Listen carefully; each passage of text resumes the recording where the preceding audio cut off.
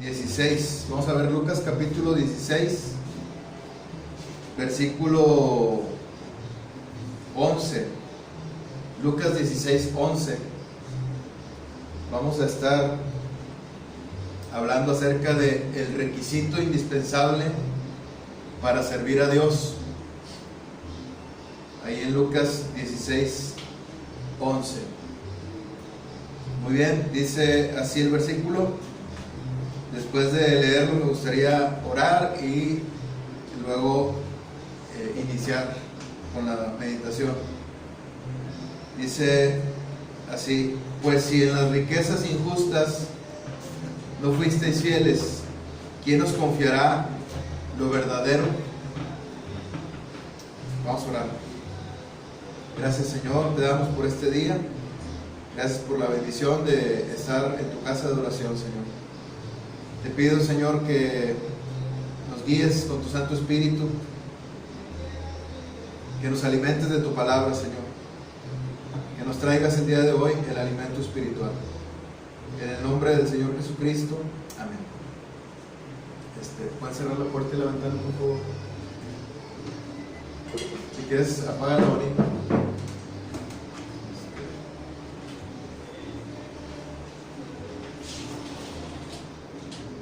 Muy bien.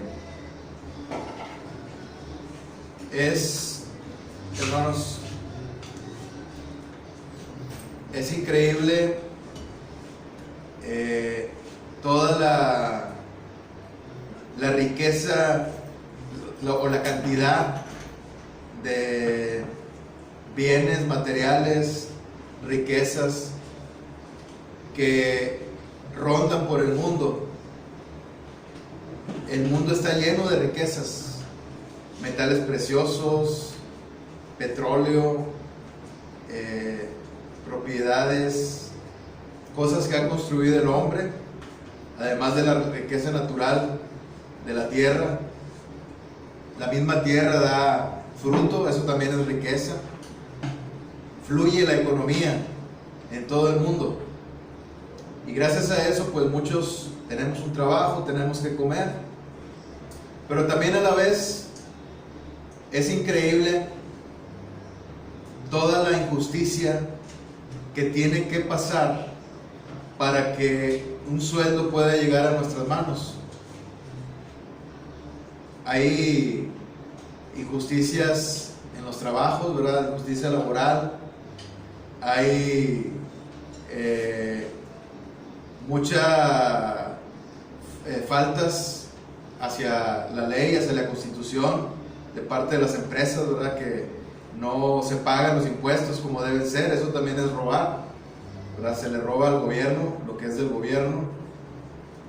Y para poder que un sueldo de alguien en un trabajo llegue hasta el bolsillo de esa persona, pues tiene que haber también despidos injustificados y muchas cosas que son injusticias. Podríamos decir que los sueldos, cuando llegan a nuestras manos, pues han pasado por mucha injusticia. Sin embargo, nosotros tal vez no tengamos nada que ver. Espero que no tengamos nada que ver con esas injusticias, ¿verdad? Entonces no nos son contadas a nosotros como pecados, como injusticias, porque de todo eso está lleno el mundo, y Dios, a fin de cuentas, es el que trae el sustento a nuestro hogar. Pero ¿qué queremos decir con esto? Ir comprendiendo esta parábola de este capítulo 16 de Lucas, en el que un hombre que era un mayordomo, que había servido a un señor y que había hecho un mal trabajo, dice aquí en el versículo 1, que él era un disipador de sus bienes, de los bienes de este señor. Había sido acusado de ser un disipador, y tal parece que era culpable de este delito, porque no aparece ahí en la palabra, o en esta parábola, no aparece una defensa legal de parte de él. Entonces, este hombre fue llamado por su Señor en el versículo 2. Entonces este hombre comenzó a preguntarse dentro de sí mismo qué era lo que seguía para él, qué necesitaba hacer para salir adelante. Y lo que empezó a hacer fue que, como él tenía a cargo todas las riquezas del Señor, de este hombre rico, todas las personas que le debían a este hombre, porque así se hacen los negocios, ¿verdad? Con créditos y muchas cosas así, de este tipo, todos los que le debían, este hombre astuto o astutamente lo hizo así, inmediatamente pensó que podía él sacar un provecho de eso, dado que él tenía el control sobre todas las riquezas de este hombre rico, tenía el control sobre ello y podía ponerse de acuerdo con los deudores para que se les rebajara parte de su deuda, porque él tenía este control. Y esto fue lo que él hizo, rebajar parte de la deuda. A uno lo llamó y en el versículo 5 le pregunta: ¿cuánto debes a mi amo?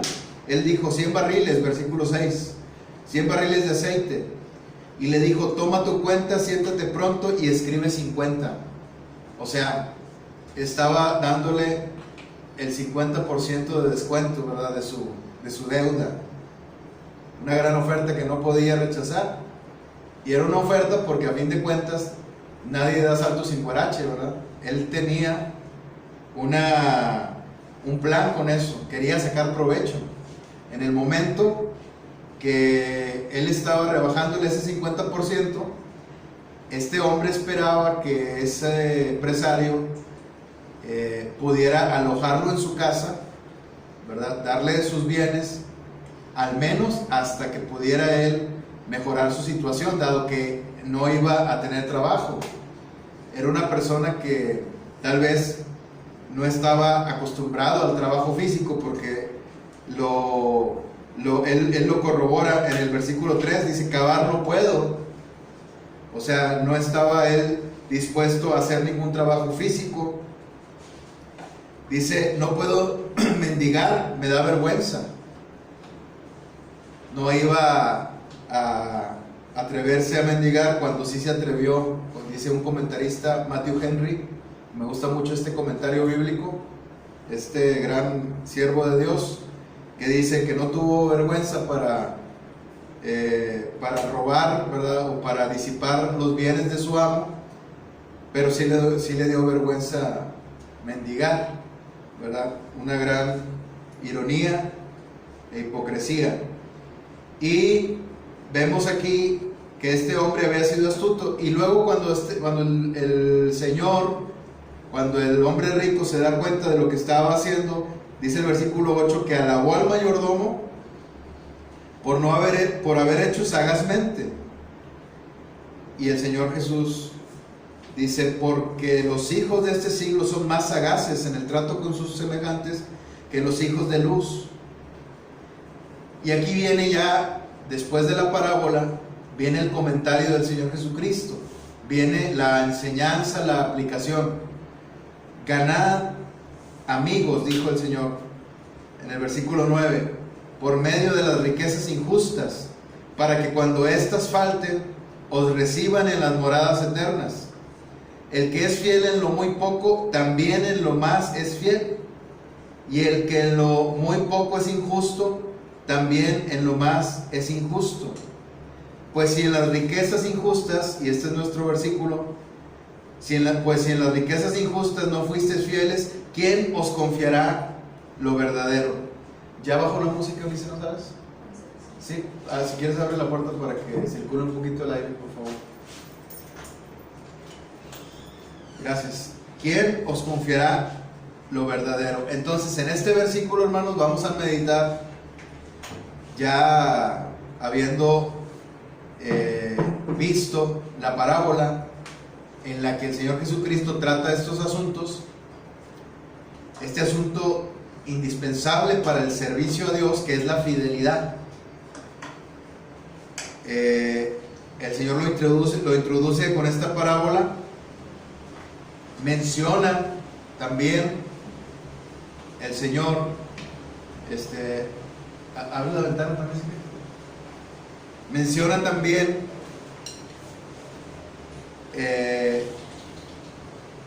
el Señor aquí lo que es, o sea, la parábola, ¿verdad? Introduce el asunto de la fidelidad, ¿verdad? Y habla de la fidelidad respecto al servicio a Dios. Pero nos llama mucho la atención que aquí se menciona el asunto de las riquezas. Y está hablando literalmente de las riquezas. Porque aunque el Señor menciona esto en una parábola, más adelante se habla específicamente ahí mismo en ese capítulo de las riquezas. O sea, está hablando de las riquezas. Las riquezas, vamos a decir así, que son, o sea, o los bienes materiales, son una prueba para el Hijo de Dios para saber si va a ser fiel también en lo que es importante. Porque en este mismo pasaje el Señor subestima las cosas de este mundo, subestima las riquezas de este mundo y exalta las cosas de arriba, que son los dones que Dios nos da, el Espíritu Santo, todo lo que el Espíritu Santo nos regala, los dones que nos han sido dados para servir a Dios. Eso es lo verdadero. Y a las riquezas de este mundo y lo material lo presenta como algo que no es lo verdadero o lo importante, lo presenta como lo muy poco. Entonces vamos a ver qué son estas riquezas injustas. Primeramente, ¿a qué se refiere? ¿Qué son estas riquezas injustas? Dice el versículo 11 que estas riquezas injustas son bienes materiales, terrenales. Porque habla de la palabra riquezas. Son riquezas materiales. No está hablando aquí todavía de riquezas espirituales, de riquezas en gloria en Cristo Jesús. Está hablando de riquezas materiales. Por eso son riquezas injustas, porque son riquezas de esta tierra que el hombre maneja aquí en esta tierra, que pasan por las manos de muchos injustos, de muchos impíos. Entonces, estas riquezas injustas son los bienes materiales terrenales. Válgame la redundancia, pero es más bien una puntualización. Son materiales y por lo tanto son terrenales, no tienen nada que ver con Dios, no tienen nada que ver con las cosas de arriba. Dios no necesita ningún bien material aquí en la tierra. Dios no necesita ningún templo, no necesita ni una moneda de nosotros, ni siquiera un cheque, ni una camioneta, no necesita nada, porque todo le pertenece a Él. Por favor, porque todo le pertenece a Dios. O sea, sería muy osado decir que nosotros le estamos regalando algo a Dios, porque a fin de cuentas todo le pertenece a Dios. Dios es el creador de todo. Todo lo que el hombre creó aquí en la tierra, con su creatividad, con la misma inteligencia, fue con la misma inteligencia que Dios le dio al hombre. Por eso, ni aún la creatividad que el hombre tiene para crear aquí en la tierra, la arquitectura, toda la infraestructura de los países, de los municipios, de los estados, todo eso se hace con inteligencia, y la inteligencia la da Dios. Nada le pertenece al hombre. Por lo tanto, Dios no necesita nada. Dios es el que decide qué hacer con las riquezas de este mundo. A Dios le pertenece todo. Entonces, estas riquezas injustas son bienes materiales terrenales. estas riquezas también son una ilusión para el hombre, porque si bien es cierto que Dios hace muchas cosas con estas riquezas, hace lo que Él quiere, lo que es su voluntad, porque Él es el omnipotente y Él hace lo que en su soberanía determina. Entonces, pero estas riquezas, hermanos, para nosotros, los seres humanos, son más que una ilusión. Fíjense lo que dice aquí en el versículo 11: pues si en las riquezas injustas no fuisteis fieles, ¿quién nos confiará lo verdadero? O sea, lo verdadero, lo que está en el cielo, lo que proviene de Dios, no lo de aquí de la tierra. Está, por ejemplo, en las cosas de Dios, el templo que construyó el rey Salomón. Dios le mandó construir ese templo, pero fue una figura del templo verdadero, del templo que es el cielo, la casa de Dios. Todos los sacrificios que se hicieron aquí en la tierra con corderos fueron nada más una sombra de lo que iba a venir, que es el sacrificio del cordero perfecto, sin mancha, el sacrificio que se iba a hacer una vez y para siempre. Entonces, estas cosas terrenales, hermanos, son una ilusión nada más. Digo, las cosas que se instituyeron en la palabra, la ley, esas son sombra de lo que iba a venir. Eso es punto y aparte, solo estoy poniendo un ejemplo. Pero en cuanto a las riquezas, ahora sí estoy hablando de las riquezas. En cuanto a lo material, ahora sí estoy hablando de lo material.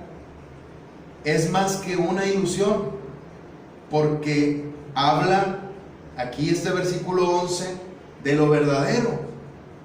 ¿Qué es lo verdadero? Ahorita, si Dios nos permite, vamos a ver qué es lo verdadero. Dice aquí en el versículo 9, dice: y os digo, ganad amigos por medio de las riquezas injustas, para que cuando éstas falten, os reciban en las moradas eternas. O sea, son una ilusión también, porque estas riquezas injustas aquí en la tierra tienen un final. Así como la vida perecedera del hombre, así también tienen un final.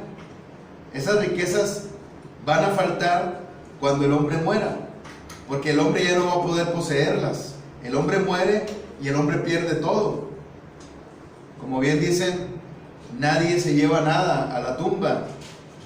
Entonces, estas riquezas, hermanos, son más que una ilusión, porque hay cosas que son realmente verdaderas, válgame la redundancia, y son ocasión de idolatría.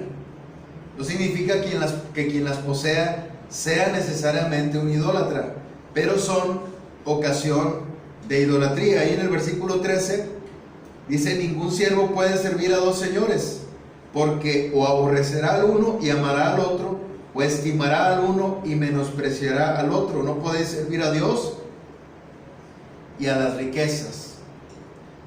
Entonces, en cuanto a las riquezas, está hablando aquí de una deidad pagana, que era el dios de las riquezas. Entonces, aquí podemos ver que la riqueza precisamente es ocasión de tropiezo, es ocasión de pecado, es ocasión de idolatría. Por eso esas riquezas, al igual que los ídolos, son una ilusión solamente. Son consideradas también, son injustas, y estas riquezas lo que son es que son consideradas como muy poco. De acuerdo a este pasaje, en el versículo 10 dice: el que es fiel en lo muy poco, también en lo más es fiel. Aquí está subestimando las riquezas.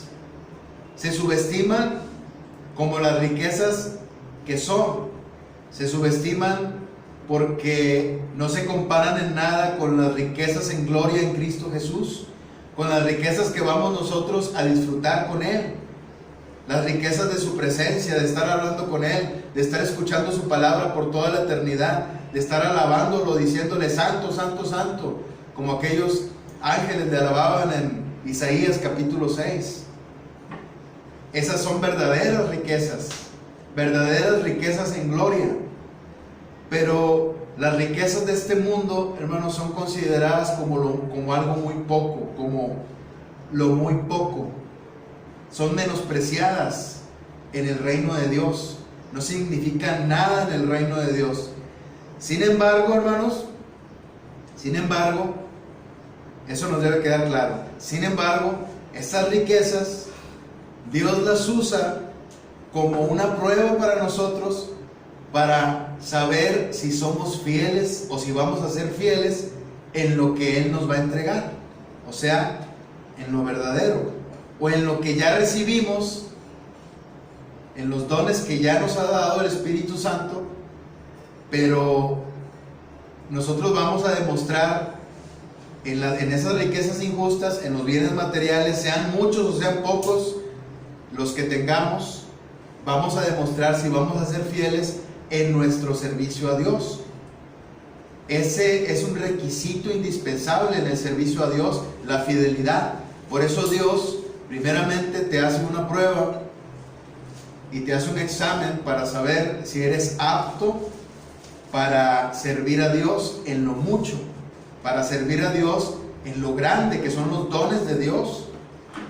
Entonces, estas riquezas, vamos a ver ahora en qué consiste la fidelidad en respecto a estas riquezas. Dice el versículo 9, dice: y yo os digo, ganad amigos por medio de las riquezas injustas. Esta fidelidad en las riquezas injustas consiste, primeramente, podemos decir, en ayudar al prójimo. Consiste en ayudar a los hermanos en Cristo que están necesitados.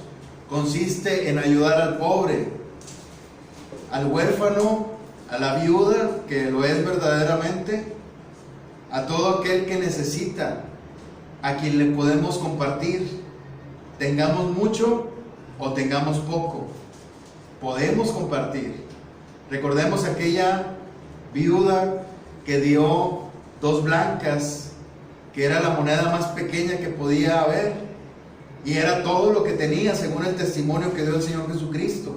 Era todo lo que tenía y ella lo dio. O sea, una mujer que no tenía un marido que la pudiera sustentar, sostener, tenía muy poco, y probablemente lo que tenía alguien se lo había dado por caridad. Y esta mujer, con todo su corazón, fue y se lo dio todo a Dios, porque lo depositó ahí en la ofrenda. Entonces, tengas mucho o tengas poco, puedes ayudar. Puedes ayudar. Y esta es una forma en la que Dios te prueba para saber si vas a ser fiel en lo que es verdadero, en los dones de Dios, en el ministerio que Dios te va a dar o que ya te ha dado, en las cosas que Él va a hacer a través de ti. Si una persona está envanecida, por ejemplo, con su riqueza o con las cosas de este mundo, con su salario, aunque tenga pocas cosas, pero si está envanecida con eso, imagínate qué es lo que va a ocurrir cuando Dios le dé una riqueza mucho mayor, que son usarlo en este mundo para la gloria de Dios con su Santo Espíritu. Imagínate cuando, en el momento que esa persona reciba esas riquezas y se dé cuenta que Dios lo está empezando a usar, y se dé cuenta que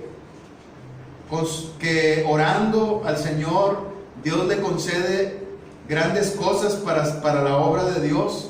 Y si esa persona se da cuenta que cuando comparte la palabra muchos se convierten, ¿qué es lo que va a suceder? Se va a empezar a envanecer y va a empezar a creer que es por sí mismo que están pasando esas cosas, por su inteligencia, por su experiencia, por su sabiduría. Entonces por eso Dios frena esa gran bendición de usar así a una persona si esa persona está envanecida con sus bienes materiales. Es por eso que Dios pone esa prueba, pone esa vara, esa medida, para saber si vamos a ser fieles, porque es importante el asunto de la fidelidad en la obra de Dios. ¿En qué consiste la fidelidad en estas riquezas? En ver estas riquezas como propiedad de Dios. Dice el versículo 12: y si en lo ajeno no fuisteis fieles, ¿quién os dará lo que es vuestro? Todo lo que nosotros tenemos, hermanos, ahorita decíamos, todos los bienes materiales de esta tierra, si nosotros nos enfocamos